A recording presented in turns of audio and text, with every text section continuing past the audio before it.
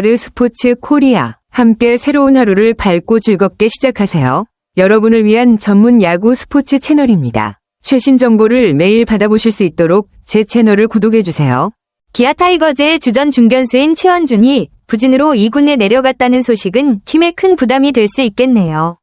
중견수는 팀의 수비뿐만 아니라 공격에서도 중요한 역할을 담당하는 위치인데 주전 선수가 부진하면 그 공백을 메우기 위한 대체 선수가 필요합니다.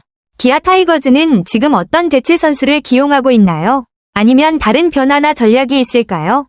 기아가 지난해 통합 우승을 차지한 것은 정말 인상적인 성과였죠. 투수와 타자의 조화가 잘 맞아떨어졌고 주전과 백업 선수들이 각자의 역할을 충실히 수행한 덕분이었죠. 특히 2022년부터 함께한 소크라테스 브리토 위 기어도 중요한 부분을 차지한 것 같습니다. 그는 기아의 타선에서 중요한 역할을 했으며 경험과 안정감을 더해 팀에 큰 도움을 주었을 거예요. 기아가 승리할 수 있었던 비결 중 하나는 바로 이런 선수들의 협력이었겠죠. 소크라테스 브리토가 보여준 모습에 대해 더 알고 싶으신가요? 소크라테스는 정말 인상적인 성적을 기록한 선수네요. 3시즌 동안 409경기에 출전하여 0.302의 높은 타율과 함께 63홈런, 270타점을 기록하며 안정적인 공격력을 보여주었군요. 또한 2023년과 지난해에는 2년 연속으로 20홈런을 기록한 것은 그의 꾸준한 파워와 타격 능력을 잘 나타냅니다. OPS가 0.843이라는 점도 그의 출루 능력과 장타력을 동시에 고려했을 때 매우 중요한 지표입니다. 그만큼 공격적인 면에서 팀에 큰 기여를 한 선수라 할 수 있겠네요. 소크라테스의 앞으로의 경기도 기대됩니다. 이 문장은 KBO 리그에서 특정 선수가 외야 수비에서 보여준 활약을 상세히 설명하고 있습니다. 수비에서 맡은 역할을 충실히 수행하며 여러 포지션을 소화한 것을 강조하고 있는데요. 그 선수는 중견수로 2203과 3분의 2이닝을 책임졌고 좌익수와 우익수에서도 각각 915이닝과 306이닝을 뛰며 총 3424와 3분의 2이닝을 소화한 것으로 나타납니다. 이는 외야에서의 꾸준하고 중요한 역할을 잘 수행했다는 것을 의미합니다. 기아 외야진의 활력을 불어넣었다는 부분은 그 선수가 외야 수비에서 팀에 큰 기여를 했음을 강조하는 표현입니다. 외야의 중앙, 즉 중견수 역할뿐만 아니라 좌익수와 우익수에서도 뛰어난 수비를 펼쳐 팀의 수비력을 크게 향상시킨 것으로 보입니다. 이 선수가 외야에서 맡은 다양한 역할을 잘 수행하며 팀에 도움을 준 모습이 잘 나타난 문장입니다.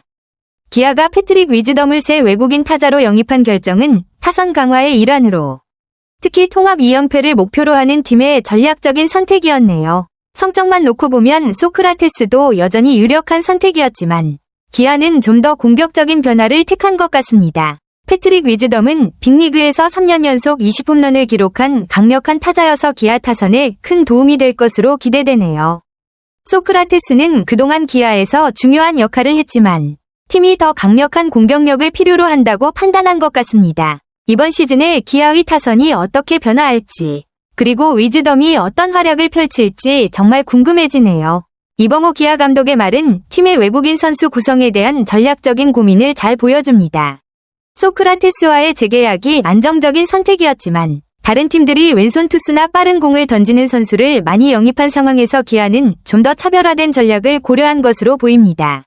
2025 시즌에 소크라테스가 어떤 성적을 낼지 또는 새 외국인 타자가 어떤 모습을 보여줄지를 예측하며 외국인 선수 구성을 준비하는 과정에서 신중함이 필요했을 것입니다. 혹시 이 내용과 관련해서 더 알고 싶은 부분이 있나요? 예를 들어 기아의 다른 선수 영입 계획이나 소크라테스의 2024 시즌 성적에 대한 얘기도 할 수 있습니다. 소크라테스의 이탈로 기아의 외야진에 공백이 생기면서 팀의 국내 야수들에게 더 큰 책임이 돌아가게 되었습니다. 이 감독은 기존 선수들이 돌아가며 외야를 맡아야 할 상황이라고 밝혔고 또 이우성 선수를 외야수로 기용할 수 있다는 가능성도 언급했네요. 이는 기아가 외야에서의 인력 부족을 해결하려는 노력으로 선수들이 더 많은 역할을 분담해야 하는 상황이 될 것으로 보입니다. 이우성 선수가 외야에서의 역할을 맡게 된다면 그의 활약이 팀에 중요한 영향을 미칠 가능성이 높겠네요. 스프링 캠프와 시범 경기에서 기아는 외야진 경쟁이 매우 치열했던 것 같습니다. 박정호가 뚜렷한 성장세를 보이며 눈에 띄었고 신인 외야수 박재현도 시범 경기에서 기회를 얻어 팀에 긍정적인 인상을 남겼네요. 소크라테스의 공백을 메울 수 있다는 평가를 받은 것은 박정호와 박재현 같은 선수들의 활약 덕분이라 할 수 있습니다. 특히 신인 선수들이 기회를 잘 활용한다면 기아 외야진의 경쟁력이 강화될 수 있을 것 같아요. 이들의 성장과 활약이 팀의 성적에 중요한 영향을 미칠 것으로 기대됩니다. 정규 시즌 개막 이후 최원준과 김호령의 부진이 팀에 큰 타격을 주고 있는 상황이군요.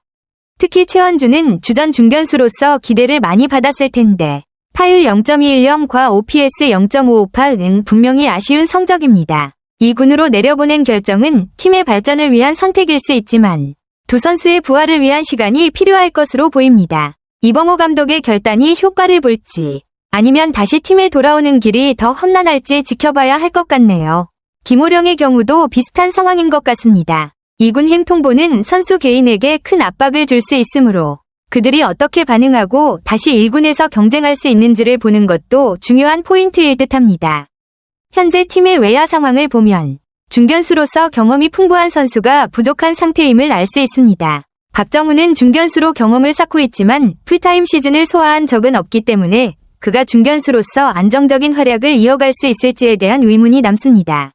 최영호와 이우성은 각각 좌익수와 우익수에서 활약했지만 중견수로서의 경험은 부족한 상황입니다. 이러한 상황에서는 박정우가 중견수 역할을 맡으면서 경험을 쌓는 것이 중요하지만 여전히 안정감과 경험을 갖춘 중견수가 필요해 보입니다. 시즌 중에 중견수로 적합한 선수를 영입하거나 다른 외야수들이 그 역할을 보완할 수 있도록 조정하는 것도 고려해 볼 수 있겠네요. 이 글은 아마 기아 타이거즈의 최근 상황을 언급하고 있는 것 같습니다. 최원준과 김호령 두 선수는 빠르게 복귀해도 그들이 돌아온다고 해서 팀이 바로 정상 궤도에 진입할 수 있을지 확신할 수 없다는 내용을 담고 있네요.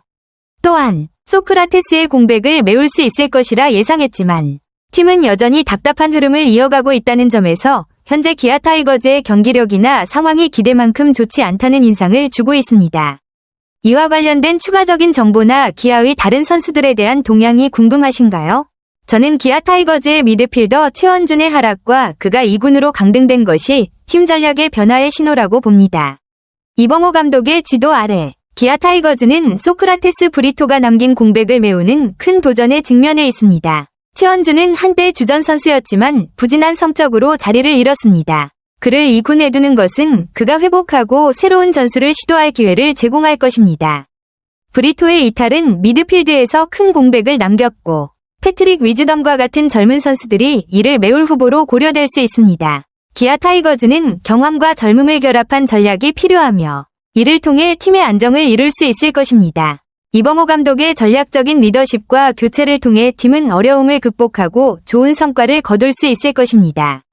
아르스포츠 코리아 여러분과 함께 해주셔서 감사합니다. 여러분을 서비스할 수 있어 정말 행운이었습니다. 헤어지기 전에 여러분께 많은 감사를 드리며 즐겁고 성공적인 일들만 가득하길 바랍니다. 더 나은 서비스를 제공할 수 있도록 피드백을 부탁드립니다. 다음 소식에서 뵙겠습니다.